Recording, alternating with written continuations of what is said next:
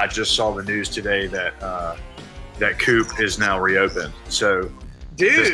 This episode is named in honor of what was once known as Coop DeVille, but is now called Southern Coop. But it's back. Welcome back, Coop. I'm telling people this episode is brought to them by Southern Coop. It's actually not, but I'll sing their praises nonstop. But I love it. Did you are you coming for any of the upcoming home games? I hope so. I don't know yet. We're all early tips, it seems like. Maybe able to find a Saturday one of these days, but we'll see. But how many episodes of this have you done? Is this the first one? This is the second one. I did one last week.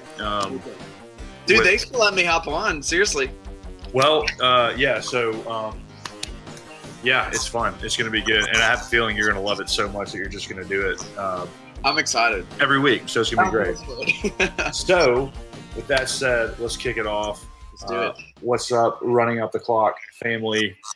This is Chandler. I am bringing you the second edition of Welcome to the Tad Pod. It is a podcast all about Ole Miss basketball. This episode is brought to you by Southern Coop, formerly known as Coop DeVille, which is now reopened in Oxford. So it's actually not brought to you by anybody because nobody pays us to do this. But if you're listening and you want to, please do. I'm joined tonight by my good friend, and I'm going to call him guest host tonight. But I have a strong feeling that he's going to enjoy this so much he's going to become my permanent host on a weekly basis. But please welcome to the show, Sam Mooney. Sam, say hello. Glad to be here. Thank you. And I would definitely be down to do this. Sam is a recent graduate of the University of Mississippi, a former radio show host on campus, current recording artist / singer-songwriter, but most importantly, a dear friend and a dear, dear, dear Rebel basketball fan. Yes, sir. So I'm coming at you. I've pointed this out to Sam already, but I'm coming at him drinking a large mug of tea. I am sipping the tea as Kermit Davis has instructed us to do. You might think, hey, it's crazy. It's late at night. You're sipping tea. I don't have to work tomorrow. I can handle the caffeine. So, but we're here tonight to talk about the week that was in Ole Miss basketball. Just to recap, Tuesday night, the Rebels dropped a tough game to LSU and then bounced back nicely with a blowout win in front of the second straight sellout crowd in the pavilion against Arkansas. And before we get into detail and kind of break the games down a little bit more specifically, Sam, what were your thoughts for the week? Man, honestly, the biggest thing to me is the way we bounced back Saturday. That was what was so exciting. It's tough. We all knew the win streak wouldn't last forever. So you mean you weren't expecting them to go 18-0 in the SEC? I hoped we would, but we knew that was statistically unlikely. And so, the big question was kind of like, all right, when the success runs out temporarily, does it turn into 2 or 3 losses, or do we, come right back? And that was what was so encouraging. And honestly, a sign of maturity in an otherwise young team is like, you take a tough one on the chin to LSU, and then you come right back and you're a 3 away from beating Arkansas by 20. I was pretty pumped about that. The LSU game certainly exposed like a few flaws that we probably knew were there, but I mean, all in all, you'll take it. And I mean, LSU is probably going to be ranked tomorrow. So, yeah, I mean, winning is one of those things that definitely covers up a lot of flaws. And when you're winning, you don't want to stop and look and ask the question of, hey, who are we really? And like you said, I think LSU exposed that. LSU, even though they're not really, at least going into the season, they weren't really one of the teams that were kind of getting mentioned as one of the better teams in the SEC. They have a handful of NBA players, and I mean, look, as much as I've heard criticism of Will Wade for his recruiting prowess. And for those of you who are listening, I definitely use the air quotes for recruiting prowess because he's definitely buying players because everybody is. It's college basketball. Absolutely. But as much as you criticize him for that, he is managing that roster really, really well. And they've got a bunch of really good post players. They're huge down low, and that was always going to be one of our weaknesses. The other thing that came out that gives me some concern going forward is, what's up with Devontae Shuler's foot? Mm-hmm. Because if he goes down for any extended period of time, it's bad because we don't really have a backup point guard. I mean, they had brought in Franco Miller to hopefully be a backup point guard, but he's had a lingering knee injury and is going to redshirt this year, and you don't really have much else to offer there. But again, to kind of go with what you're saying, to see the way that Coach Davis played with the roster to make it to make it work on Saturday was brilliant. I thought you got some really good minutes out of DC Davis. Yes. And that allowed Shuler to play, less than 20 minutes. And you probably won't get away with that against better SEC teams, but we're not really going into a stretch of really, really good SEC teams right now. So so maybe in the next couple of games, I mean, obviously you want Shuler as much as you can have him, but yeah, going forward, if they can work that rotation out where Davis plays a little bit more, then that's good. I think he had 7 points in 20 minutes or so, and had a few big plays. Had a few key plays that really I thought you could kind of see those moments when Arkansas might be about to go on a run or get a little momentum or whatever, and Davis made some plays that didn't let that happen. So. Absolutely. Let's go back and talk a little bit more in depth about the LSU game. We all want to forget that, but like you said, we knew that was coming. You knew the team was kind of primed for. Definitely primed for a loss. You've won 10, 11 games in a row. You've won 2 emotional big games back to back. You're back in the pavilion, sold out crowd. Did you go to the game? I did. I went to both games this week. So what was your perception? You could see on TV that the environment was lit, as the kids say. You could see that, but what did the team look like to you in the middle of that? Great question. First off, before I get to that, let me ask you something. Is it problematic that I'm not wearing headphones as far as sound goes? We don't use the word problematic on this show, so you're good. But that won't mess anything up from a sound standpoint? I don't think so. No weird echoes. Cool. Just want to make sure I didn't render this whole podcast useless by a technical error. Oh, it's already useless, but it's fine. We're not high production enough yet to have our studio assistants tell us to. No. I'm not even in the normal running off the clock studio right now. So I'm in the living room because that's where the football game is. Yeah. But to answer your question, what the team looked like, I thought you could definitely see the frustration. It was really felt in the whole building, which was just like every time we started to piece together a run to get back in that game, LSU would have a huge play or a big defensive stand. It's like we'd get a couple series together, we get the shot that's about to make the room explode, and then it bounces off the back iron, and so it's just like you could just sense a lot of frustration with the team and a little bit of fatigue, honestly, because it was a quick turnaround with the Tuesday night game. Yeah. That was my impression. It was just like the whole night, it's like you're a few bounces away from the crowd really getting into it. I mean, the crowd's been amazing all season, especially in this last few games. But certainly you felt that in the room. And honestly, just like the frustration of LSU has these enormous dudes. Sometimes in the game. It's like, how do you match up with that? Yeah, I mean, let's talk about LSU's bigs there for a minute. I mean, they've got the guy who wears the really short shorts and looks weird, and then there's the transfer from Oregon who seemed like he had 30 block shots. I mean, it was like every single time, and and honestly, Will Wade did a great job of scouting Dominic because every time Dom would go for that baby hook that he's been quite honestly deadly with. Yeah. And the fact that Dominic Olejniczak is deadly to the other team this year is a major testament to Kermit Davis's coaching ability. That's one of the biggest resume points of my coach of the year case for my thoughts exactly. But it's like every time Dom would go for that move, Bigsby Williams, I think is his name, but he was there. He just blocked it. And Tremont Waters really came alive in the second half. The thing that was telling to me And the thing that I was kind of interested to see going into the game was how was Blake Henson going to respond? Yes. Because Blake's a really emotional player, which is good. You need that. But Blake's a freshman, and so he's still working to kind of keep those emotions in check a lot of ways. And he came off of a career game. I mean, the kind of game that every freshman dreams of having on their arch rivals floor. Breakout game, carries the team, all that kind of stuff. Okay, so going back to Blake Henson, I thought that was going to be telling on for him is. He has in my opinion, he has all the markings of a star. He just doesn't have the experience quite yet. And and so he's got to bounce back.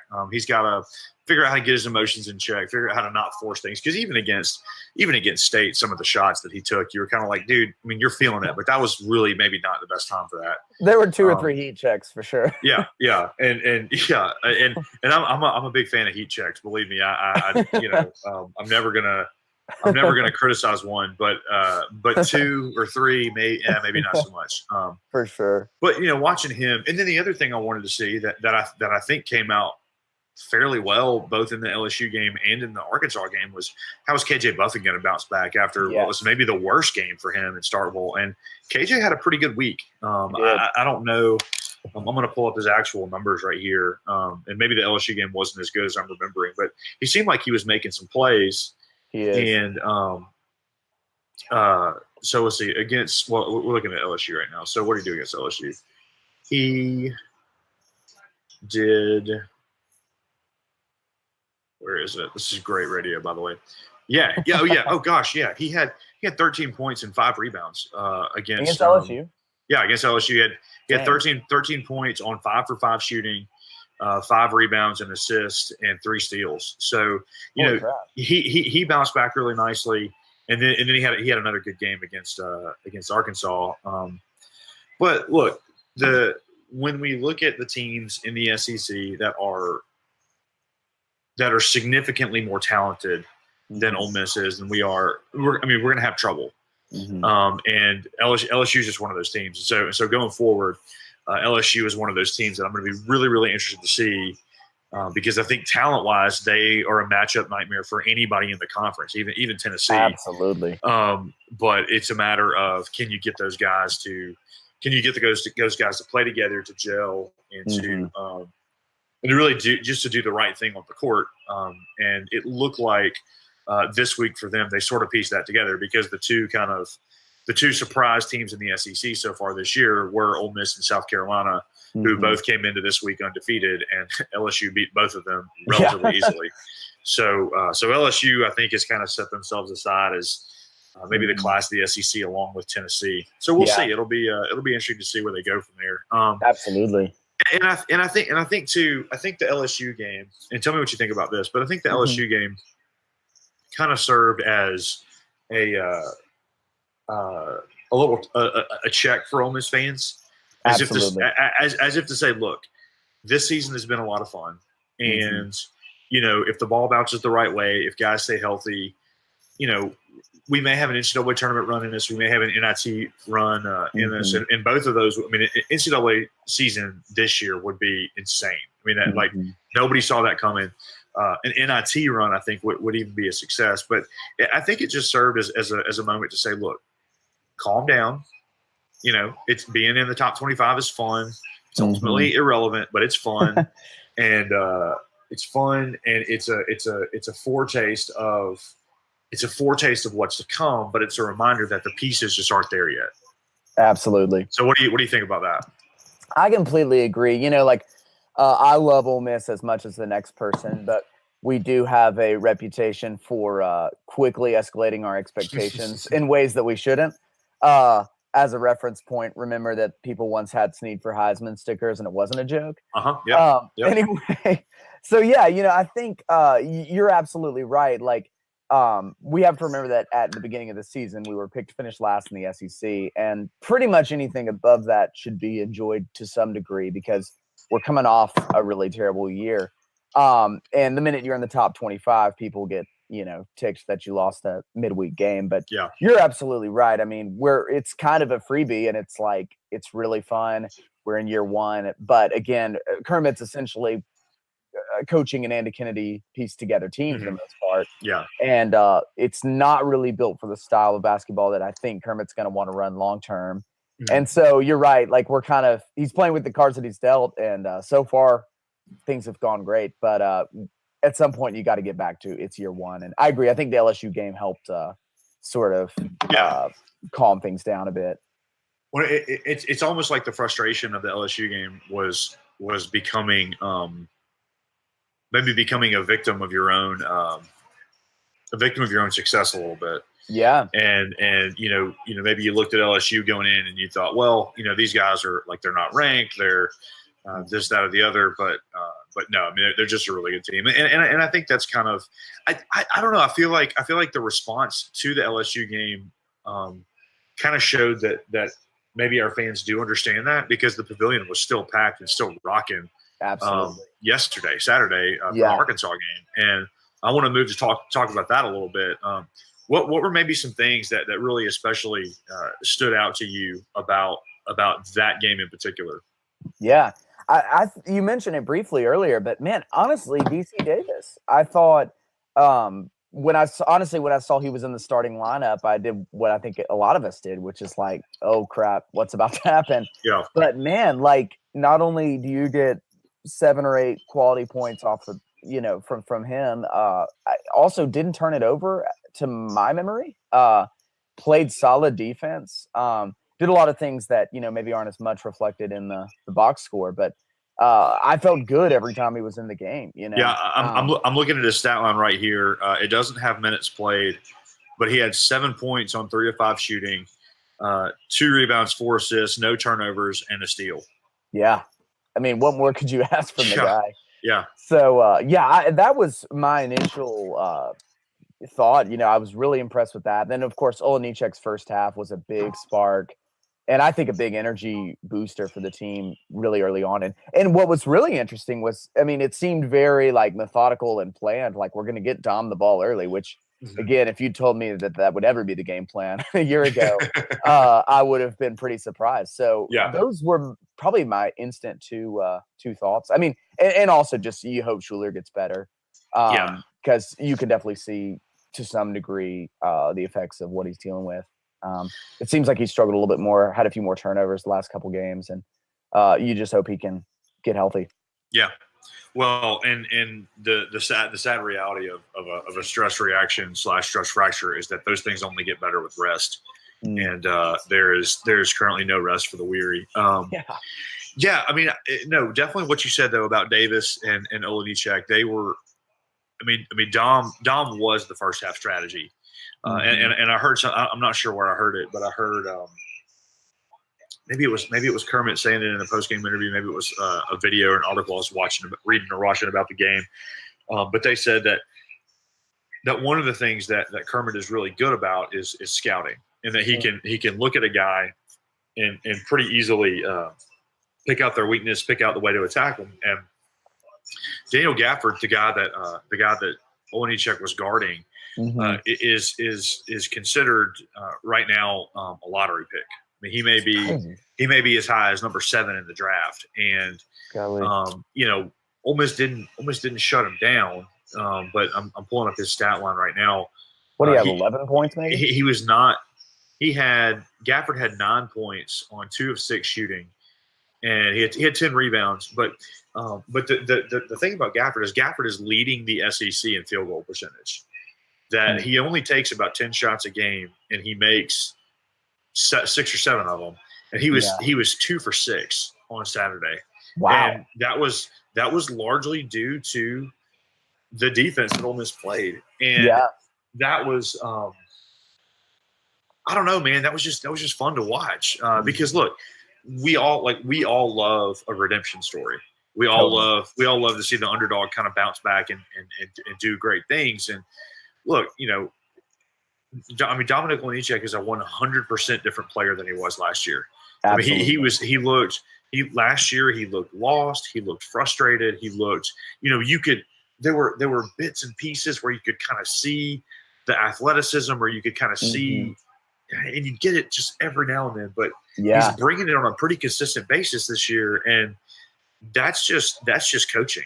Absolutely. I mean, that's all it is. But the thing that stood out to me about the Arkansas game was that, and this is going to at this point this is sounding like a broken record, is that Breein Tyree and Terrence Davis were outstanding. Absolutely. They're both playing like high level college guards right now. I mean, they're just they're confident. They're playing hard. Davis, I've always thought that Davis had another tier, especially of a defender that he can be. And when you look at his stat line, he had 18 points, 9 rebounds, 7 assists, 5 steals. I mean, that's unreal. That's almost – that's all – I mean, that's definitely like the 5-5-5-5 whatever category where he's filling the stat book. He's doing everything. And I think that you see it in the way that he plays right now is that last year he just felt like he was just pressing. He couldn't get it to work right. It just wasn't going. And this year, even in the way that he interacts with the media, interviewing after a game or talking to fans or whatever, he just seems like he's having a blast. And that stretches out to the court. And absolutely. And I mean, and it's the same thing with Tyree. I mean, Tyree is, I mean, I thought that when we moved on from Kennedy last year that Tyree might look to transfer, and definitely at the very least, like there would at least be some growing pains. But man, he's bought in, and he's gone from being really he was a volume shooter last year. Like it wouldn't have been a big surprise to see him score 30 points last year, but it was going to be 30 points on 15 for 42 shooting or something. But I mean, he's doing it very efficiently. He's attacking the basket, and it's just he's been a joy to watch. So you just want to see those guys keep progressing, and the other thing too is that watching it. We talk about Blake Henson. Blake Henson really wasn't much of a factor in either Saturday's game or Tuesday's game, but Saturday he looked a lot more kind of like put together a little bit. And he's a guy who he's out there every time he's on the court. He looks like he's scored like 35 points, and it's just he plays with that confidence, and you want that. You just want to see him rein that in. And absolutely. And then I'd also be remiss if we didn't mention the big man Bruce Stevens. Yes, dropping 14, knocking down some threes, throwing down a pretty sick alley-oop. Absolutely. So yeah, I mean, I think overall a lot to be pleased with this last week. Yeah. Well, and going back to the conversation, and this again I think speaks to the job that Kermit's doing. I mean, of every returning player, everyone is better. Truly, and that's what's remarkable. It's like Terrence has always had all SEC potential, at least since he was a sophomore. But you're finally seeing that really unleashed. Also, one specific thing with Terrence, other than 2 or 3 games, he's finally staying out of foul trouble. Yeah.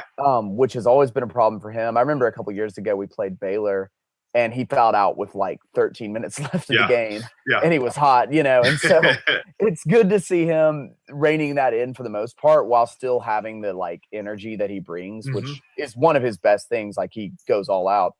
But yeah, it's like Olenichek. I mean, Tyree has really expanded his game. And I mean, again, everybody that's back looks better. And that's really cool. Yeah. And going back to what you said about Terrence, the moment in the Vanderbilt game, where Vanderbilt, he was in foul trouble early. He didn't get to play a lot. He finally gets in. He gets back in. He's got 4 fouls, and you're like, all right, I would think a lesser player might be intimidated by that moment that you're up. It's a road game, but it's kind of like it could go either way. And he just there was that play close to the end of the game where he just aggressively steps out, grabs the steal, and takes it to the other end of the court, and it's like, wow. If they call this back, I'm sorry. I'm watching the Patriots and the Chiefs. Brady just got intercepted. What's the score? The Chiefs are up 28-24 with under a minute, and Brady just threw a pick. Oh wow! So we're gonna see what the officials rule. But no, Davis just rips through his man, takes it the other end, and it's like oh, they called offsides on the Chiefs. Boo. No way. But no, it just shows that he's fearless. He's playing confidently. He's back to playing like he did as a sophomore. And look, when you play the style of ball he plays, like, you're going to foul some. Absolutely. Because he's a physical defender, physical player. So he's going to do some stuff, and he's still going to make some boneheaded decisions. But man, totally, he's just he's the glue that kind of holds everything together. And so to see him kind of, especially now that we're in conference, to be bringing it, night after night and playing well, just game after game. Yeah. It's you're excited. You're excited for him.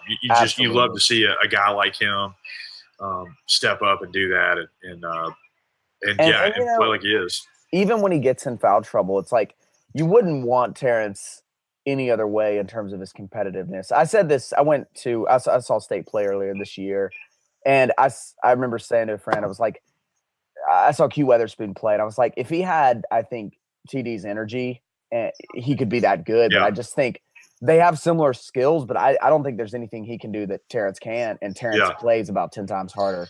Yeah, and I don't know that I'll say that Terrence plays harder. I think Q's just a different build of a player. Like he's just by his nature a lot more laid back. Mm-hmm. But when you're that laid back, when you've got an alpha dog on the team like Lamar Peters, it's hard.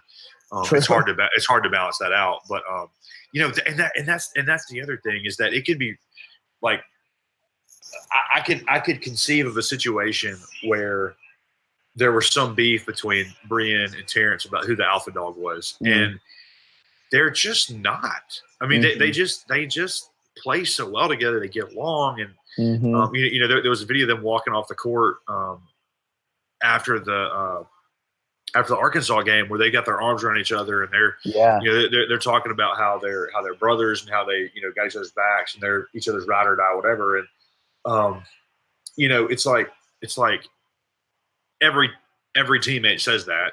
Yeah. But at the same time, when you see the way these guys are interacting with you, I mean, like they always show the video of everybody going back in the locker room after the big win, and Brian went nuts against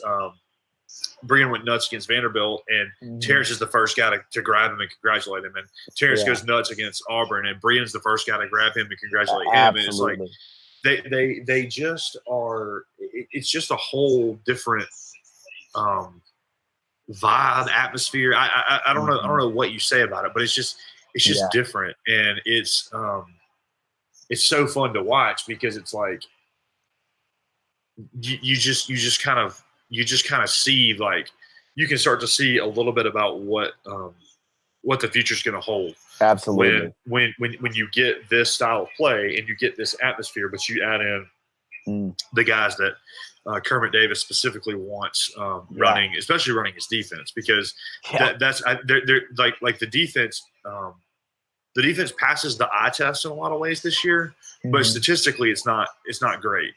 They look like they're in position a lot more. They look like they're doing the right thing, but they just don't have the athletes to run it. And so when you start to piece together, when you've got a 6'7" KJ Buffett at the top of that 131, and then you've got a 6'11" Carlos Curry being a rim protector, who Carlos is redshirting this year. Then you can kind of start to see, man, there's some real potential for this defense, just absolutely shutting people down. So absolutely. This team already, just with the addition of Hanson and Buffin, is so much longer than last year. It seems like. Yeah. So with all that said, let's take a look to the week ahead. You've got Tuesday night here in my current hometown of Tuscaloosa, taking on the Crimson Tide at Coleman Coliseum at 8:00, and then a huge game next Saturday as Iowa State comes to town for part of the SEC Big 12 Challenge. Iowa State already with a couple of top 10 wins that if you could beat them at home, that would just be huge. But, the Alabama game is interesting all of a sudden, because I've paid a little bit of attention to them, not really, but just kind of keeping up with a little bit about them, because they're They're the hometown team right now, and they don't really impress you a whole lot. But they beat Kentucky a couple of weeks ago, and they they took Tennessee down to the wire. Yeah. And so John Petty came off the bench and gave them 30 points. So what do you expect in that game going forward, and what do you think the Rebels need to do to get a win?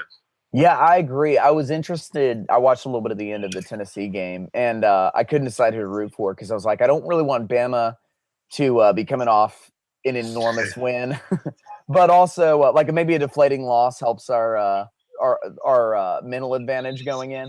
But yeah, I'm curious to see how it plays out. I mean, I haven't done a very thorough scouting report on either of next week's teams, but I do think I'm curious to see if the Rebs can get how much we can reasonably expect to get out of Blake Henson consistently.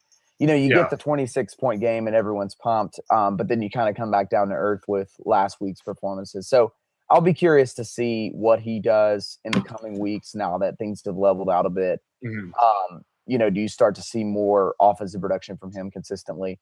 But, again, I think if Brian and Terrence stay hot, I quite frankly think we can beat about anybody when they're on and the forwards are getting their job done. Yeah, I think Henson is going to be big because, if he can kind of, he doesn't have to go for 26 every night, but if he can kind of get, calm down, kind of get back to his consistent level. But I think all eyes are on Devontae Shuler because how's his foot holding up, and if you were to get in a situation where you either got up big or got down big, and you could rest him, that would be just absolutely massive because you want to get him off that foot as much as you can. But I think it's hard. It's hard to read what Alabama's going to be like on Tuesday because, like you said, they lost a close, very emotional game. I mean, Tennessee is a big rivalry for Alabama, and obviously Tennessee's probably going to be number one in the polls this week. True. Especially with Duke dropping a game, and then somebody else lost. I can't remember. UVA lost, but that was they were number 4. Well, UVA lost too. Duke. Michigan lost. Yeah, that's right. Yeah. So Duke lost to Syracuse, but they turned around and beat number 4 UVA. But at the same time, are you gonna penalize Tennessee for going 2-0? Absolutely not. I think Tennessee probably number 1. And so you've got a game that's that close, or that's heartbreaking, and that's that heartbreaking, and you wonder what's Alabama's kind of emotional stability going to be like, because it seems like Ole Miss has maybe kind of leveled out a little bit. I agree. That they were really, really high after Mississippi State. Maybe they got a little low for LSU, and so if they can just kind of bounce back and kind of even things out. I don't see any reason they can't go to Tuscaloosa and win. I agree. It's not Coleman Coliseum is not really a place that, especially when Alabama's 9-6 or 9-7, whatever they are right now. Coleman Coliseum is not really a place that's an intimidating place to play. Yeah. And so, to put it lightly, if you could just go in there and stay calm and just play the brand of basketball that you're playing, then you go into Saturday against Iowa State, feeling pretty good with a really, really good shot. Yeah. A really, really good shot to get a another feather in that tournament cap. Yeah. So we'll see. I don't know. I would probably realistically expect another 1-1 week, just because a road game, a nationally ranked opponent. I mean, there's just a lot of big things happening. But look, the biggest thing is that you're playing high level, meaningful basketball games, late in January, which last year that was not really the case. And so if you can kind of keep that going, and then all of a sudden all of a sudden you stretch that out a little bit more so that you're like, okay, we're playing meaningful games in February. We're playing meaningful games in March. Oh, we're going to the SEC tournament with needing to win, because here's the crazy thing right now, and the reason that I think Alabama is more significant than Iowa State is that, you're playing, like, right now you've put yourself in the conversation for one of those double round buys in the SEC tournament. 4 teams get those, right? Four teams get those, yeah. And so if you're one of those teams that is sitting there and you're not playing your first game until Friday, and everybody else has been playing on Wednesday and Thursday, so you're playing for meaningful things right now, and that's really all you can ask for. Absolutely. So to kind of wrap it up, close it down, any final closing thoughts to offer? Oh man, that's a great question. Well, I mean, and again, I think you're right. It seems like now we're at cruising altitude. Like, we've gone through this really big, insane win streak. You take a tough one on the chin, you get it back with a big win, and now it's like, all right, let's play ball, see what we're made of, and get into the thick of this SEC schedule. Again, I mean, I think, like, no game is a given in the SEC, but I do feel like this is one of those big swing weeks where it's like you go 2-0 here, and it seems like you're propelled even higher into the national conversation, especially the big out of conference win that we have the potential to get. Because again, it's like you look at the schedule down the road, you play a state team at home that you've already beat, you get Missouri twice. There's a lot of really winnable games out there. But again, if you can kind of win the rubber match here this week, it would be huge. So it'll be interesting to see how it shapes out. I'm excited. And like you said, the main thing is we're playing really exciting, meaningful basketball in January, when many of us would have thought the year would be over by now. And that's exciting for sure. And man, dude, basketball fever is alive in Oxford. Yeah. It is, the fans are 100% behind Kermit. Ole Miss people will support, like, we're hungry for a winner. Yes. Right. Like when I was in high school, you could not get tickets to the Tad Pad. I mean, there was a stretch there for 4 years or so where Ole Miss just didn't lose at home. They just didn't. And you see it with baseball. People flock out there in the tens of thousands to watch college baseball, which is a pretty niche sport. You saw a couple of years ago when the fast pitch softball team made their run. I mean, people were all in with them, and it was fun. So you give them something to show up for, and they're going to show up. And I think that, without being an Oxford, without understanding, I mean, look, if we drop a couple games and the weather gets a little bit nicer and you have the option of spending a Saturday at Swayze Field, sitting out in right field, drinking a beer, having a good time, or going to the pavilion to watch a team that's maybe a couple of injuries. I mean, that's an easy choice. But totally. But I think what we'll see in the next couple of years is that as the team gets deeper and it starts to take on more of Kermit's identity, the pavilion is going to become a really, really, really hard place to play. It's going to become a really, really hard place to get tickets. And I think that when they built it, they actually built it to be smaller than the Tad Pad, because they wanted to make it a tougher ticket if and when things got rolling well. So I mean, that's just that, and I'm at the point now where pretty much whatever happens, I'm excited for what's going to come. And I think especially as you look, and maybe on an episode soon, we'll take a look at some of the recruits and the signees that we've got coming in, and how they'll fit. But you look at some of those guys that, I mean, it's an exciting crop of players coming in. Absolutely. And it's just, I think it's only going to get better from here. Even if we've already kind of reached our, even if we've already kind of peaked this year, which assuming we stay healthy, I don't think we have. If we stay healthy, if we keep getting good minutes out of Shuler, I still think we're a tournament team. But absolutely. But it's so hard to predict any of that because, I mean, an injury like the one he has can be just so deadly. Absolutely. To your team's hopes. I mean, not deadly to him. Thankfully, he's not gonna die because of a foot injury. But anyway, So it should be an exciting week. And we'll see. Just kind of encouraging Ole Miss fans to stay along for the ride. And I think if you're still wondering if he's building something truly special in Oxford, I think you can stop wondering. I think it's just a matter of when at this point. So absolutely. Well, Sam, where if someone listens to this, if someone listens to this and says, "Man, this Sam Mooney guy, he's interesting. I would like to follow him on social media." Where can people find you on social media? Yeah, I'm more or less on all the big ones. So Instagram, Sam Mooney. Sam with an _ Mooney. And then Twitter is Sam Mooney Music. And then Facebook, Sam Mooney. So pages on all the big three. And then if they're interested in the music, that is on Spotify and all the digital distributors. So yeah, this is the podcast equivalent of dropping the SoundCloud link. No, and hey, check it out.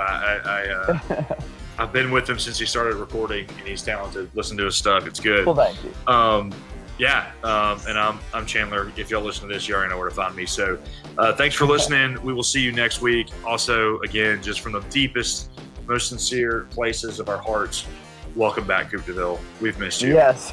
Hotty toddy. Peace.